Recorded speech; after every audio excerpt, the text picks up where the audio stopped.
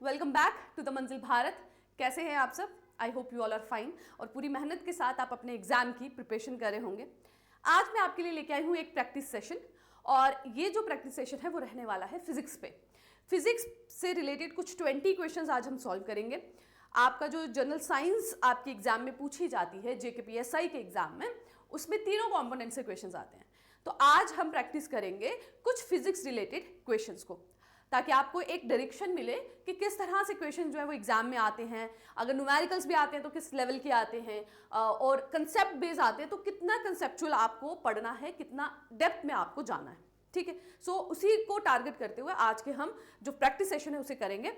बढ़ते हैं पहले क्वेश्चन की तरफ। सो पहला क्वेश्चन इजी है। हम मिक्स क्वेश्चंस मैंने आपके लिए मैं लेके आई हूं। इजी भी हैं, उसमें मॉडरेट भी हैं और कुछ में भी आपको थोड़े से टफ साइड पे भी लगे। तो पहला क्वेश्चन है, it's a very easy one. क्या पूछ रहे हैं? Numerical value of physical quantity is it's. Physics में हम फिजिकल क्वांटिटीज को पढ़ते हैं। ठीक है, फिजिकल क्वांटिटीज की जब हम बात करते हैं तो उनकी दो प्रॉपर्टीज बेसिकली आती हैं। एक उनकी आती है न्यूमेरिकल वैल्यू, जहां पूछा जा रहा है कि उसे क्या कहते हैं, और दूसरी आती है उसकी डायरेक्शन। हर वो फिजिकल क्वांटिटी जिसकी सिर्फ वैल्यू होती है, न्यूमेरिकल वैल्यू, ठीक है, उसके लिए क्या टर्म होती है वो हमें अभी ऑप्शंस में से देखना है। उन्हें हम कहते हैं स्केलर क्वांटिटीज। और ऐसे फिजिकल क्वांटिटीज जिनकी वैल्यू के साथ साथ डायरेक्शन भी होती है उन्हें हम कहते हैं वेक्टर क्वांटिटीज। जैसे स्पीड की जब हम बात करते हैं कि कोई गाड़ी जो है 40 किलोमीटर पर आवर की स्पीड से चल रही है, तो यहां कहीं पे भी हम डायरेक्शन को मेंशन नहीं कर रहे। So it's a scalar quantity. But जब हम वेलोसिटी की बात करते हैं, वेलोसिटी जो है that is a vector quantity. ठीक है, और वेक्टर क्वांटिटी को जब भी आप मेंशन करते हो ऊपर इस तरह से एरो शो करते हैं। तो जो न्यूमेरिकल वैल्यू उसे हम क्या कहते हैं? That is known as a magnitude. It means वो फिजिकल क्वांटिटीज जिनका सिर्फ मैग्नीट्यूड होता है उन्हें हम स्केलर क्वांटिटीज कहते हैं, और वो फिजिकल क्वांटिटीज जिनका मैग्नीट्यूड और डायरेक्शन दोनों होते हैं उन्हें हम वेक्टर क्वांटिटीज कहते हैं। Second question, a Sonar of a ship. एक शिप का जो सोनार है वो साउंड वेव्स को प्रोड्यूस कर रहा है, और वो साउंड वेव्स किस स्पीड में जा रही हैं? वो साउंड वेव जा रही हैं at a speed of 1600 metre per second. These waves are reflect back by the ocean in a 4 second. तो टाइम पीरियड क्या हो गया? 4 सेकेंड। आपसे पूछ रहे हैं कि ओशन फ्लोर की डेप्थ क्या है। ठीक है, तो डिस्टेंस पूछ रहे हैं। You all know what is the formula of distance. ठीक है, सिंपल। अगर न्यूमेरिकल्स भी आपको आए ना तो बहुत कॉम्प्लिकेटेड वन नहीं आएंगे। ठीक है, डायरेक्ट फॉर्मूलाज पे अप्लाई होने वाले आएंगे। ठीक है, सो डिस्टेंस का फॉर्मूला क्या है? We all know that is speed into time. तो क्या हो गया? 1600 इंटू 4। मीटर में पूछा जा रहा है तो हमें कन्वर्जन की भी जरूरत नहीं है। ठीक है, 6400 मीटर। बट क्या ये हमारा आंसर है? ध्यान से देखिए क्वेश्चन में क्या कह रहे हैं। क्वेश्चन में कह रहे हैं कि the waves are reflected back. अगर ये एक शिप है, इस शिप से साउंड वेव निकल रही हैं, ये डेप्थ है, ये फ्लोर है ओशन का, यहां से वो रिफ्लेक्ट बैक हो रही हैं, वापिस आ रही हैं। ठीक है, यहां से टच होकर यहां पे it is striking and it is reflecting back. तो ये जो हमारा आंसर आया है, इट्स अ टोटल डिस्टेंस। ठीक है, 6400 जो है ये पूरा डिस्टेंस है यहां से यहां और फिर रिफ्लेक्ट बैक का। और हमें क्या पूछ रहे हैं? हमें तो सिर्फ डेप्थ पूछ रहे हैं, यानी कि हमें सिर्फ एक साइड का डिस्टेंस चाहिए। नाउ आप इधर देखिए कि जितना ये डिस्टेंस है उतना ही ये डिस्टेंस होगा। ठीक है, शिप से डेप्थ जितनी दूर है फ्लोर की, ओशन की, उतना ही डेप्थ शिप से दूर है ना। This two distance are similar. तो हमारी डेप्थ क्या आ जाएगी? हम इसे 2 से डिवाइड कर देंगे and will get our correct answer that is 3200 metre. बहुत सारे स्टूडेंट्स सिर्फ 6400 मीटर लगा के छोड़ देंगे, तो आपको ध्यान देना है, क्वेश्चंस को बड़े ध्यान से पढ़ना है कि क्या बोल रहे हैं। ठीक है, तो एक माइनर सी मिस्टेक की वजह से आप क्वेश्चन गलत कर सकते हैं। तो आंसर क्या हो जाएगा हमारा? 3200। क्लियर हो गया? चलिए बढ़ते हैं अगले क्वेश्चन की तरफ। Question number 3, if the velocity of a body is doubled. अगर किसी चीज की वेलोसिटी को हम डबल कर देते हैं तो उसके मोमेंटम को क्या असर होगा, इसका उसके मोमेंटम पे क्या असर पड़ेगा। सो पहले मोमेंटम का देखते हैं कि जी क्या फॉर्मूला है। मोमेंटम पी से डिनोट करते हैं and it is m into v. किसी भी बॉडी का जो मोमेंटम है वो क्या होगा, उसका mass into velocity. It means momentum जो है वो डायरेक्टली प्रोपोर्शनल है वेलोसिटी के। और डायरेक्टली प्रोपोर्शन का क्या मतलब होता है, जितना वेलोसिटी बढ़ेगी उतना ही मोमेंटम भी बढ़ेगा। तो यहां क्या कह रहे हैं, वेलोसिटी को जी डबल कर रहे हैं, तो मोमेंटम को क्या हो जाएगा, मोमेंटम भी डबल हो जाएगा। सिंपल, ठीक है। सो करेक्ट आंसर हो जाएगा ऑप्शन नंबर बी। बड़े अगले क्वेश्चन की तरफ। Question number 4, if the distance time graph is a straight line, inclined line, straight inclined line, ठीक है, straight inclined line, then it represent distance time graph, ठीक है। डिस्टेंस हो गया आपका वाई एक्सिस पे और टाइम हो गया आपका एक्स एक्सिस पे। तो ये जो लाइन है वो इस तरह से है, स्ट्रेट इंक्लाइंड लाइन। तो बताइए ये क्या शो कर रही है। पहले आप देख लीजिए कि डिस्टेंस टाइम ग्राफ का जो स्लोप होता है वो क्या शो करता है, इट शोज स्पीड, वो स्पीड शो करता है, ठीक है, क्योंकि स्पीड क्या है, डिस्टेंस ओवर टाइम, ठीक है। तो डिस्टेंस टाइम का ग्राफ जो है वो स्पीड शो करेगा। नाउ अगर ये स्ट्रेट लाइन है तो ये क्या शो कर रहा है, पहले आप देख लीजिए कि स्पीड शो करेगा। ये डिस्प्लेसमेंट वाला तो हम एलिमिनेट कर देंगे, क्योंकि ये तो शो करता है भाई स्पीड, डिस्प्लेसमेंट की तो बात ही नहीं हो रही। यहां आ गया वेलोसिटी, ये भी नहीं, क्योंकि वेलोसिटी एक वेक्टर क्वांटिटी है और उसके लिए वी नीड डिस्प्लेसमेंट। यहां पे बात क्या हो रही है, डिस्टेंस टाइम ग्राफ, तो ये स्पीड होगा। तब अब यूनिफॉर्म है या नॉन यूनिफॉर्म है, तो this will be uniform. Equal distance will be covered in equal interval of time. हर एक घंटे में इक्वल डिस्टेंस कवर हो रहा है, मतलब हर घंटे में 10 किलोमीटर कवर कर रहे हैं, ठीक है, एग्जाम्पल। तो मतलब सेम डिस्टेंस जो है इक्वल इंटरवल ऑफ टाइम में कवर हो रहा है, उसे कहते हैं यूनिफॉर्म स्पीड। और स्ट्रेट लाइन जो है डिस्टेंस टाइम ग्राफ की, वो यूनिफॉर्म स्पीड शो करती है। ये होते हैं 3 ग्राफ, ठीक है। ये जो है हॉरिजॉन्टल लाइन, इसका मतलब जो ऑब्जेक्ट है दैट इज स्टेशनरी, वो स्टेशनरी है, उसकी कोई स्पीड नहीं है। जब वो स्ट्रेट लाइन है it means it is in a uniform motion. यहां पे आप देखिए वेरी कर रहा है, ठीक है, डिस्टेंस और टाइम जो है वो वेरी कर रहा है, तो it means it's a non uniform motion. ये जो है ये नॉन यूनिफॉर्म मोशन का अनइक्वल इंटरवल ऑफ टाइम में जो इंटरवल ऑफ टाइम जो है वो सेम नहीं रहेगा for covering the same distance. Clear हो गया। चलिए आगे बढ़ने से पहले आप लोगों के लिए एक इंफॉर्मेशन कि द मंजिल भारत ऐप पे कोर्स जो है वो लॉन्च हो चुका है JKPSI का at a very minimal price of 499। आपको डिस्क्रिप्शन बॉक्स पे ऐप का लिंक मिल जाएगा, आप वहाँ जाके जो कोर्स है उसे चेकआउट कर सकते हैं। अराउंड जो है 70% ऑफ वीडियोस जो है, जो सिलेबस है, जो कि प्रीवियस सिलेबस रहा है उसी हिसाब से प्रिपरेशन चल रही है, उसका कंटेंट जो है वो अपलोड हो चुका है। सिलेबस जैसे ही आउट होता है, न्यू चीज़ें ऐड ऑन होती है, तो वो भी आपको टाइम बाउंड मैनर में कंप्लीट करा दी जाएंगे। उसके साथ ही टेस्ट सीरीज भी लॉन्च की गई है। अगर आप टेस्ट सीरीज लेना चाहते हैं आप टेस्ट सीरीज ले सकते हैं। अगर आप सिर्फ GS पोर्शन को कवर करना चाहते हैं तो आप GS पोर्शन भी ले सकते हैं एट अ प्राइस ऑफ 299। और GS पोर्शन में भी अगर कोई चीज़ें नई ऐड होती हैं तो वो भी आपको इस कोर्स में कंप्लीट करा दी जाएंगी जैसे ही सिलेबस आउट होता है।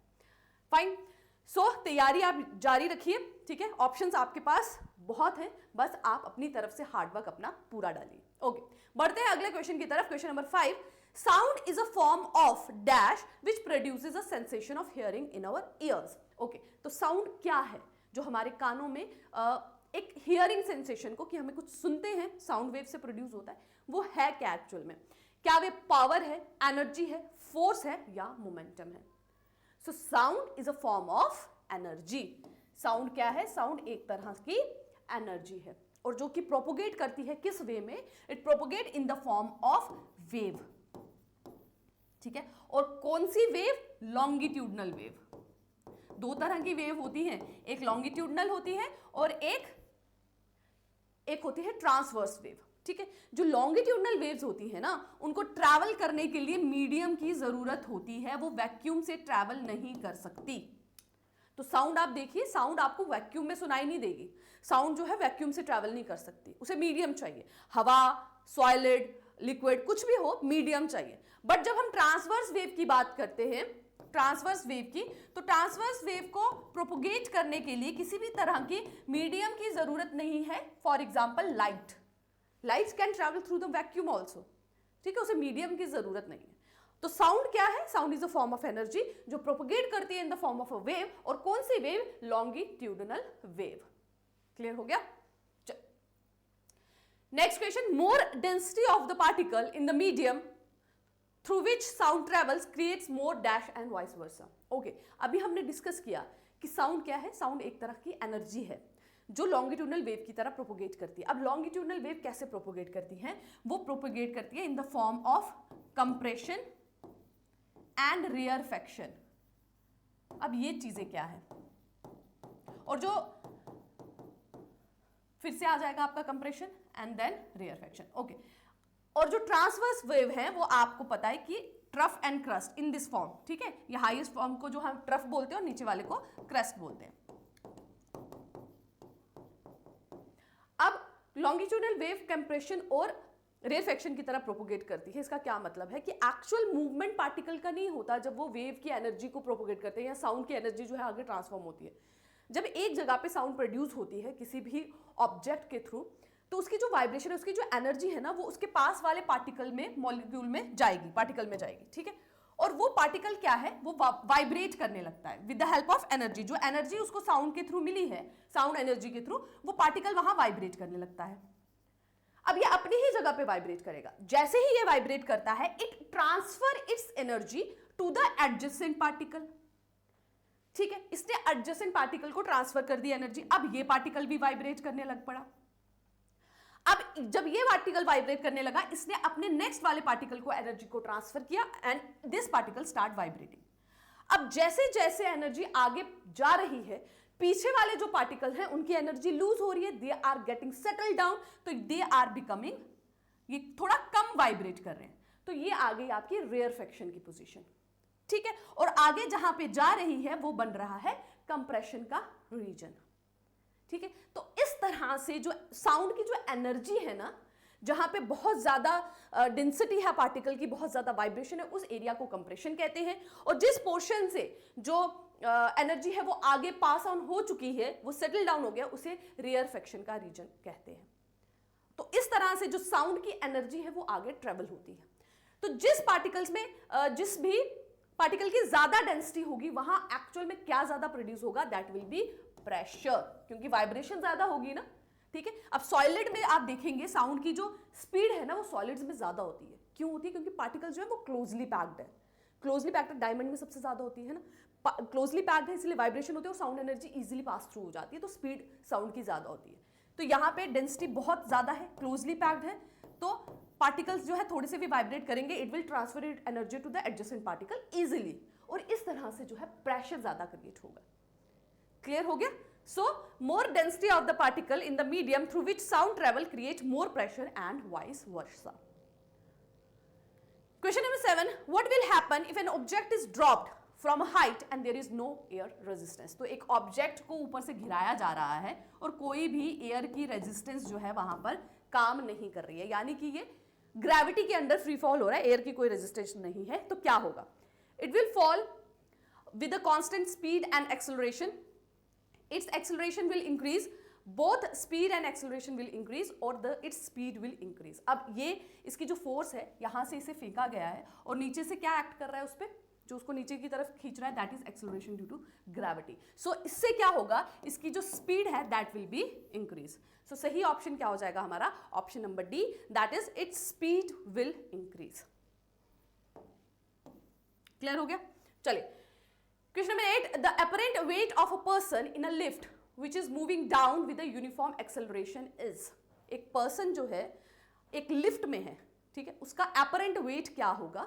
apparent weight क्या है? जो weight आपको दिखता है, एक्चुअल में क्या है कि जब आप वेइंग मशीन पे बैठते हैं ना, खड़े होते हैं, ठीक है, वेइंग मशीन पे खड़े होते हैं, तो आपका एक मास जो है वो नीचे एक्ट कर रहा है, उतना ही रिएक्शन जो है वो वेइंग मशीन से ऊपर की तरफ आता है, जो कि न्यूटन का थर्ड लॉ है, ठीक है। To every action there is equal and opposite reaction, ठीक है। तो लिफ्ट जो वेइंग मशीन है वहां से भी इक्वल फोर्स जो है अपवर्ड एक्ट करती है, और एक्चुअल में जो वेट आपको दिखाई देता है वेइंग मशीन में वो ये रिएक्शन है वेइंग मशीन का।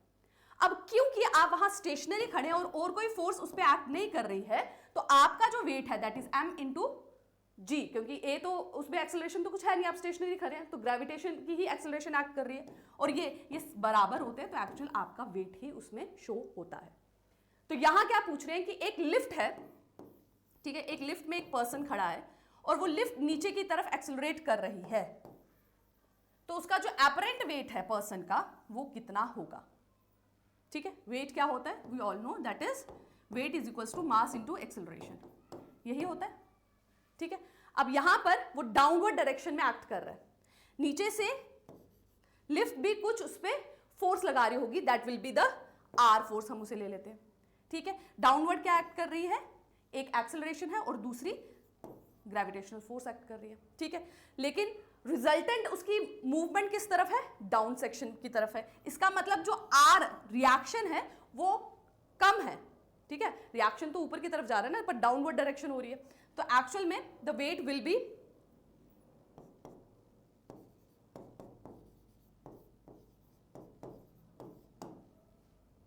It will be g minus a, क्योंकि r क्या हुआ, r विल बी mg, है ना, और ऑपोजिट वाली जो फोर्स है that will be greater than this, तभी वो डाउनवर्ड मूव कर पा रहा है।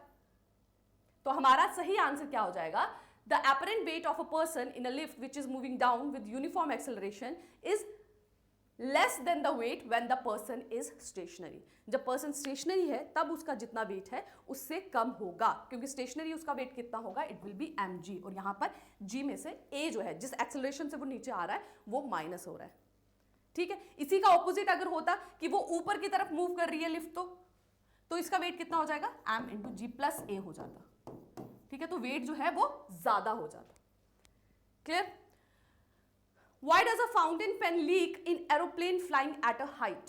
एक हाइट पर एरोप्लेन अगर फ्लाई कर रहा है तो फाउंटेन पेन की जो इंक है वो क्यों लीक कर जाती है। अब हाई ऑल्टीट्यूड पे आप देखें, जैसे जैसे हाइट पे हम जाते हैं तो एटमॉस्फेरिक प्रेशर जो है वो कम हो जाता है। क्यों जाता है, क्योंकि जो पार्टिकल्स की डेंसिटी है ऊपर हाइट पे कम हो जाती है, उसकी वजह से एटमॉस्फेरिक प्रेशर भी कम हो जाता है।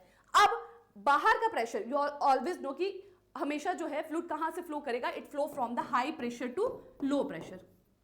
अब पेन के अंदर प्रेशर ज्यादा है और बाहर एटमॉस्फेरिक प्रेशर जो है वो लो है, इसीलिए जो इंक है वो बाहर की तरफ फ्लो करती है। तो सही आंसर क्या हो जाएगा, because of lower atmospheric pressure outside the pen, option number D.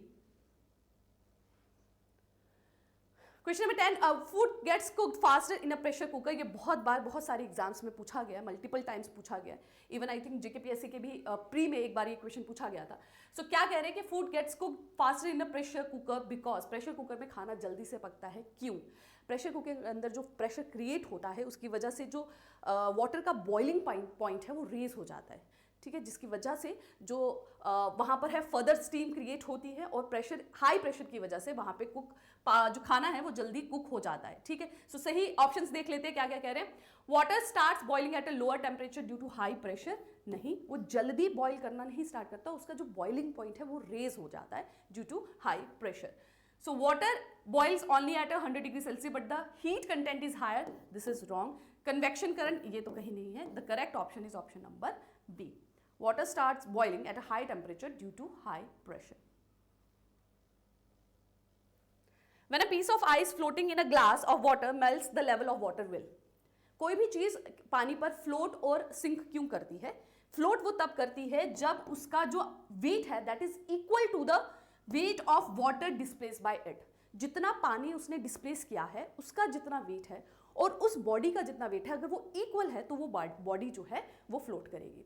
अगर उसका डिस्प्लेस्ड वाटर का जो अमाउंट है और जो उसका वेट है वो कम है उसके खुद के वेट से, तो that body will get sink. ठीक है, अब यहां क्या कह रहे हैं कि जो आइस है वो फ्लोट कर रही है, इसका मतलब जितना पानी उसने डिस्प्लेस किया और इसका जितना वेट है वो इक्वल है। तो जब ये मेल्ट करेगी, जब ये आइस मेल्ट करेगी, इट विल टेक प्लेस, ये उसी जगह की जो है स्पेस को ले लेगी जो इसने पानी डिस्प्लेस किया हुआ है ना। जितना पानी डिस्प्लेस किया इसने अपनी स्पेस से, उतना ही स्पेस ये फर्दर गेन कर लेगी when the ice will get melt. तो एक्चुअल में ना ही पानी का जो लेवल है वो बढ़ेगा और ना ही डिक्रीज होगा, इट विल रिमेन सेम। ठीक है, सो सही आंसर क्या होगा? Option number C. तो क्वेश्चंस आप देख लीजिए सभी उन्हीं कंसेप्ट से हैं कि आपको कहीं डेंसिटी का कंसेप्ट है, कहीं प्रेशर का कंसेप्ट है। ठीक है, उन्हीं कंसेप्ट के बेसिस पे जो आपके आसपास चीजें हो रही है उससे रिलेटेड क्वेश्चन जो है वो एग्जाम में पूछे जाते हैं। Okay, a device which converts electric energy into a mechanical energy. Electric energy को मैकेनिकल एनर्जी में जो डिवाइस कन्वर्ट करती है उसका नाम आपको पूछ रहे हैं, डायनामो, ट्रांसफॉर्मर, इलेक्ट्रिक मोटर या inductor. So that is electric motor. Electric motor जो है इट्स अ डिवाइस जो इलेक्ट्रिक एनर्जी को मैकेनिकल एनर्जी में कन्वर्ट करती है। जो आपके घरों में जो इलेक्ट्रिक मोटर्स होती है that is work on this principle. Next, electric motor operating at a low voltage tend to burn. Electric motor अगर कम वोल्टेज पे काम करे तो वो जल जाती है। क्यों? इसमें आपको एक फॉर्मूला ध्यान रखना है पावर का। ठीक है, एक कांस्टेंट पावर पे the power is equals to I into v. I stands for current and V stands for voltage.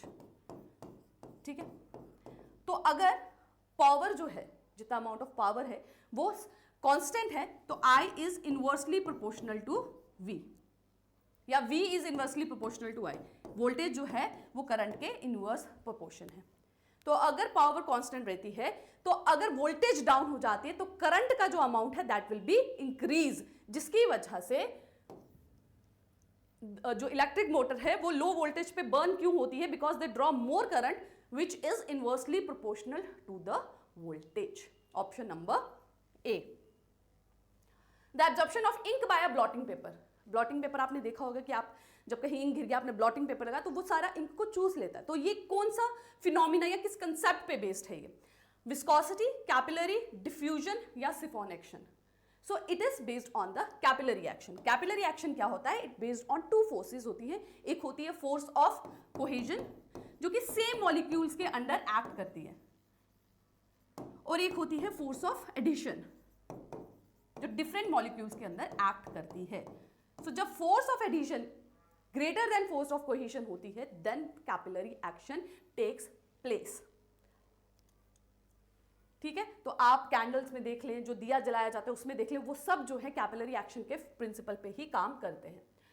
If the gravitational force of the earth suddenly disappears which are of the following will be the correct consequence. तो अगर gravitational force हट जाती है, खत्म हो जाती है तो क्या होगा? ठीक है, स्पेस का एग्जांपल ले लें, वहां ग्रेविटेशन नहीं है तो एक्सेलरेशन ड्यू टू ग्रेविटी भी नहीं होगी, तो क्या होगा? The weight of an object will become zero but the mass will remain same. The mass of the object will become zero but the weight will remain the same. Both the mass and weight of the object will become zero. The mass of the object will increase. तो मास की जब हम बात करते हैं तो that is the organic content जो हमारी बॉडी के अंदर होता है। तो आप स्पेस में चले जाएं, कहीं भी जाएं जहां ग्रेविटेशन है नहीं है, मास तो चेंज नहीं होने वाला, दैट इज ऑर्गेनिक कंटेंट तो वही रहेगा। बट जब हम वेट की बात करते हैं that is mass into acceleration. ठीक है, so that is g, acceleration due to gravity. तो ग्रेविटेशनल फोर्स नहीं है तो जी क्या हो जाएगा? जीरो हो जाएगा, तो वेट भी बन जाएगा जीरो, यानी कि weight will become zero but mass will remain the same, जो कि स्पेस में भी होता है, जो एस्ट्रोनॉट्स फील करते हैं। ठीक, pressure inside a soap bubble. Soap bubble के अंदर जो प्रेशर होता है वो कैसा होता है? Is it more than atmospheric pressure? It is less than atmospheric pressure, equal to और हाफ ऑफ एटमॉस्फेरिक प्रेशर। तो ये बेस्ड है आपके किस कंसेप्ट पे? On the concept of surface tension. Surface tension क्या होता है कि आपके जो वाटर मॉलिक्यूल्स है ना, हर कोई भी फ्लूइड होगा, it tends to attain a minimum surface area. ठीक है, और मिनिमम सरफेस एरिया वो किस शेप में अटेन करते हैं? That is in the shape of sphere. इसी वजह से जो है आप देखें जो पानी के ड्रॉप्स, जो रेन ड्रॉप्स होती है that is also in a spherical shape. अब यहाँ देखें आप, वाटर मॉलिक्यूल्स है, बीच में जो वाटर मॉलिक्यूल्स है उसको चारों तरफ से फोर्स एक्ट कर रही है। ठीक है, हमने देखा फोर्स ऑफ कोहेजन होती है जो सेम मॉलिक्यूल्स के अंदर होती है, सब तरफ से एक्ट कर रही है। ठीक, बट जो ऊपर वाले मॉलिक्यूल्स हैं, जो लेयर में है, टॉप लेयर पे हैं, वहां सिर्फ एक ही साइड से फोर्स एक्ट कर रही है and that is in the downward direction. इसकी वजह से जो अपर पोर्शन है that act in a stretched way, stretched membrane की तरह वो अपीयर होता है and that is a surface tension. अब जैसे ही पानी में आप किसी चीज को ऐड ऑन करते हैं, जैसे सोप को आपने ऐड किया, तो जो पानी का सरफेस टेंशन है ना वो डिक्रीज हो जाता है। ठीक है, it decreases the surface tension of water. क्यों? क्योंकि वो ये जो फोर्स ऑफ कोहेजन है ना इसे रिड्यूस कर देता है।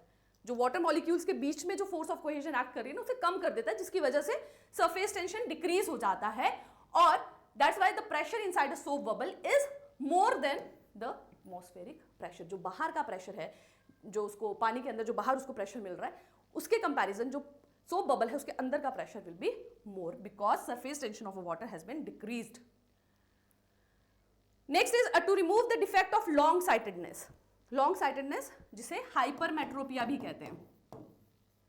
हाइपरमेट्रोपिया जहां पर आप पास से आपको चीजें अच्छी साफ नहीं दिखाई देती, दूर से यू कैन सी बेटर. तो हाइपरमेट्रोपिया और दूसरा डिफेक्ट होता है मायोपिया जिसे शॉर्ट साइटेडनेस कहते हैं. ठीक है, जहां पर दूर से सही दिखता है बट पास से नहीं दिखता. ओके सॉरी, दूर से नहीं दिखाई देता, पास से you can see better. Okay, hypermetropia जो है वो करेक्ट किया जाता है with the help of convex lens and myopia is with the help of concave lens. यहाँ पे लॉन्ग साइटेडनेस पूछ रहे हैं तो correct answer will be convex lens. Mirror तो नहीं होगा, ठीक है, मिरर तो आप पहले ही एलिमिनेट कर सकते हैं. The correct answer is lens, convex lens. ठीक, so myopia when you can not see distant things properly. पास से आप देख रहे हैं पर दूर से नहीं देख पा रहे. Hypermetropia when you can not see closer things properly. Okay, question number 18. Sky is blue because. हमें जो आसमान है वो ब्लू दिखाई देता है, क्यों? Blue color in the sunlight is more than the other colors. Short waves are scattered more than long waves. Blue color is more absorbing to eyes और atmosphere absorb long wavelength more than short wavelength. तो जो blue color है sky का that is because of scattering. Scattering एक phenomena है, ठीक है. इसकी वजह से हमें sky का color blue दिखाई देता है. और जो scattering है ना, ये Rayleigh phenomena के हिसाब से अगर हम इसे देखें, scattering is inversely proportional to the wavelength. जिस भी लाइट की, इलेक्ट्रोमैग्नेटिक रेडिएशन की वेवलेंथ जितनी कम होगी वो उतना ज्यादा जो है स्कैटर करेगा, फैलेगा. जिसकी वेवलेंथ जितनी ज्यादा होगी वो उतना कम फैलेगा. और हम देखते हैं अपने स्पेक्ट्रम को, तो दीज आर द कलर्स. ठीक है, और जैसे जैसे हम नीचे जाते जाते हैं विबग्योर में वायलेट से रेड की तरफ, तो वेवलेंथ जो है वो इंक्रीज होती जाती है. तो ब्लू कलर जो है इसकी वेवलेंथ कम है, इसलिए ये ज्यादा स्कैटर करता है और हमें आसमान ब्लू दिखाई देता है. Which one of the following is not a property of electromagnetic wave? Electromagnetic wave की क्या property इसमें से नहीं है? So electromagnetic wave diffraction भी show करती है और interference भी show करती है. Interference जब different waves जो है एक दूसरे पे सुपर इम्पोज हो जाती है उसे कहा जाता है इंटरफेरेंस. और डिफ्रेक्शन क्या होती है कि जब वेव्स रास्ते में कोई ऑब्स्टेकल आ जाए तो उसके अराउंड बेंड हो जाए. ठीक है, सो इलेक्ट्रोमैग्नेटिक वेव्स दोनों प्रॉपर्टी शो करती हैं. Electromagnetic waves are transverse wave, ये भी सही है. Electromagnetic waves do not require medium to propagate, ये भी सही है. सो हमारा करेक्ट आंसर हो जाएगा ऑप्शन नंबर बी. ठीक है, oscillating electric field and magnetic field are perpendicular to each other. Magnetic और इलेक्ट्रिक फील्ड एक दूसरे के परपेंडिकुलर नहीं होती. So last question of today's session is when light passes from one medium to another, this phenomena of change in its direction is called. जब light एक medium से दूसरे मीडियम पर जाती है, इस फिनोमिना को क्या कहते हैं? ये इस तरह से light I, this is normal. अब या तो ये इस तरह से नॉर्मल के क्लोज हो जाएगी या फिर it will move away from the normal. इस फिनोमिना को क्या कहते हैं? बैंडिंग. ठीक है, एक तो होता है कि बाउंस बैक कर जाती है लाइट, उसे रिफ्लेक्शन कहते हैं. This is known as refraction. Refraction अगर वो रेयरर मीडियम से डेंसर मीडियम में जा रही है. और ये रेयरर और डेंसर हम कैसे डिफाइन करते हैं? Depending upon the velocity of light. क्यों डिफरेंट मीडियम्स में, क्योंकि लाइट की वेलोसिटी अलग अलग होती है, उस बेसिस पे इनको रेयरर और डेंसर डिफाइन किया जाता है. तो जब लाइट रेयरर से डेंसर की तरफ जाती है, it moves towards the normal, bend होती है ये नॉर्मल की तरफ. और जब ये डेंसर से रेयरर की तरफ जाएगी तो it will move away from normal. और इस फिनोमिना को कहते हैं refraction. So that is it for today session. आज हमने 20 क्वेश्चंस जो फिजिक्स से आपके एग्जाम्स में पूछे जा सकते हैं उनको हमने डिस्कस किया. आई होप आपको इस सेशन से हेल्प मिलेगी. So that is it for today's. Thank you very much. Take care and keep working hard.